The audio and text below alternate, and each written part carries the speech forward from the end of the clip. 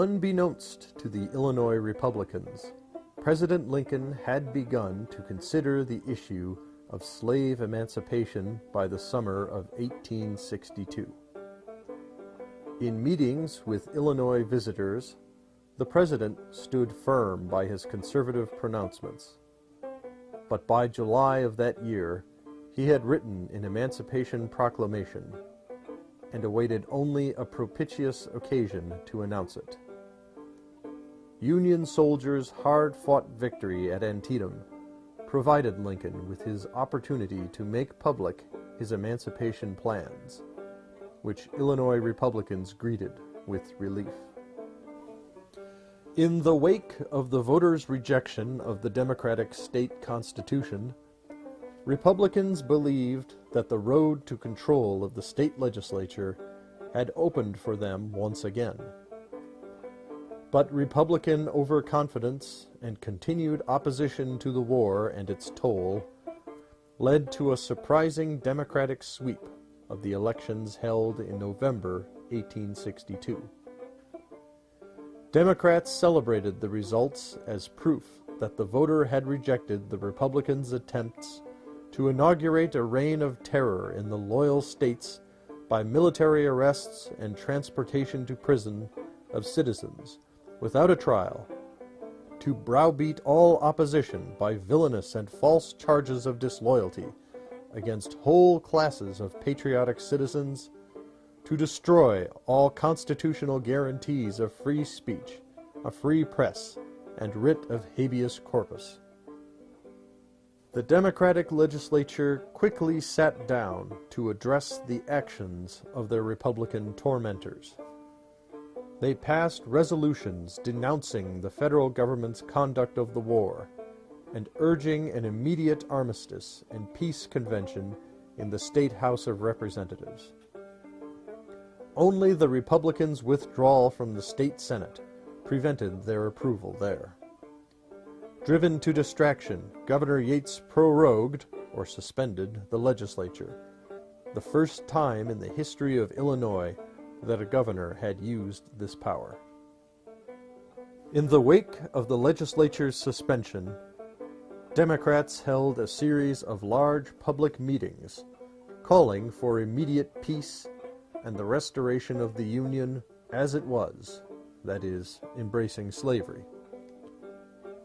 Democrats also denounced Lincoln's Emancipation Proclamation as a gigantic usurpation, converting a war for Union into a crusade for the sudden, unconditional, and violent liberation of 3 million slaves. Democrats objected to the governor's vigorous squashing of anti-war dissent in the state. State officials imprisoned many Confederate supporters, including members of Congress, judges, and state legislators. Military officials denied what they deemed to be Copperhead, or pro-Southern newspapers, the use of the mail, and even shut them down. This political disagreement often turned violent. Republicans, for their part, objected to the activities of pro-Southern bushwhackers, many of whom had entered the state from Missouri, intent upon disrupting the state's war effort. Armed rebel sympathizers maintained quasi-military organizations in the state. Many Republicans interpreted anti-war statements, especially those calling for the secession of Southern Illinois, or Egypt, from Illinois, or the disruption of troop enlistments, as sedition. Republicans formed Union League clubs to monitor the activities of partisans suspected of sabotaging the war effort or spying for the Confederacy. Others formed vigilance committees that battled bushwhackers and generally terrorized Southern sympathizers. In this context, repeated in large part across the Union states of the Ohio Valley, President Lincoln asked the voters to return him to office in the fall of 1864. The Union war effort appeared to be at its low point.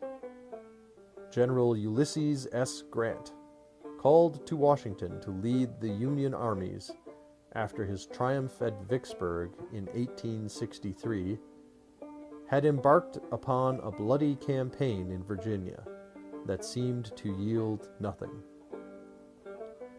As Northern casualties mounted to unprecedented levels, the deeply divided public seemed to lose its vigor for the fight. Confident of impending victory, the Democratic Party met at Chicago in the summer of 1864 to nominate George McClellan, a Union general dismissed by Lincoln for his cautious tactics and suspect politics, for the presidency. Calling the war 4 years of failure, the Democrats called for an immediate halt to hostilities.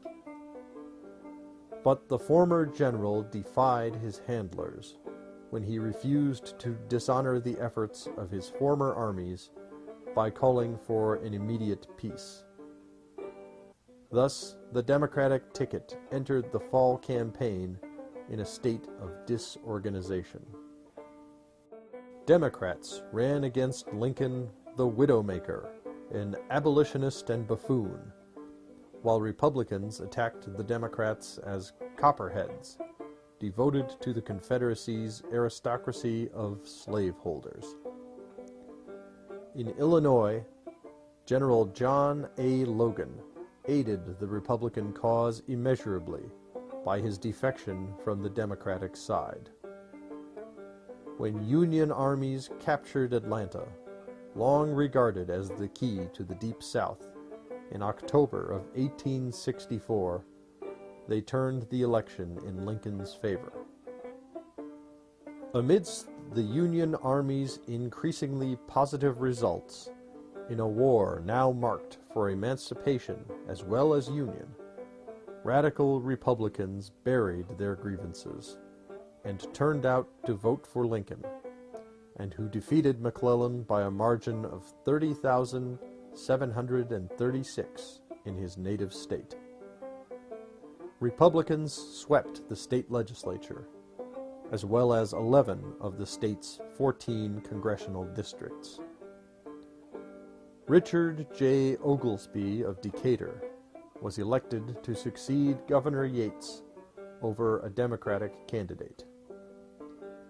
Soon after the fall elections, the Republican legislature gathered to send former Governor Yates to the Senate, where he joined the Republican Lyman Trumbull.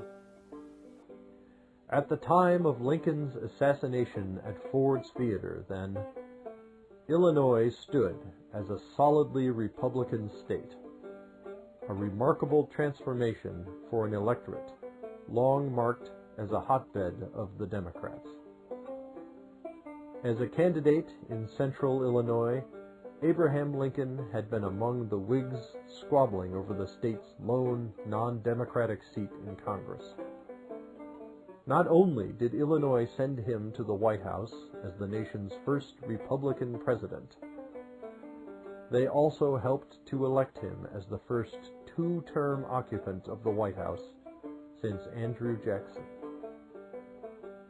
In the administrations of Ulysses S. Grant and Rutherford B. Hayes, the Republican Party would build upon the coalition that Lincoln forged.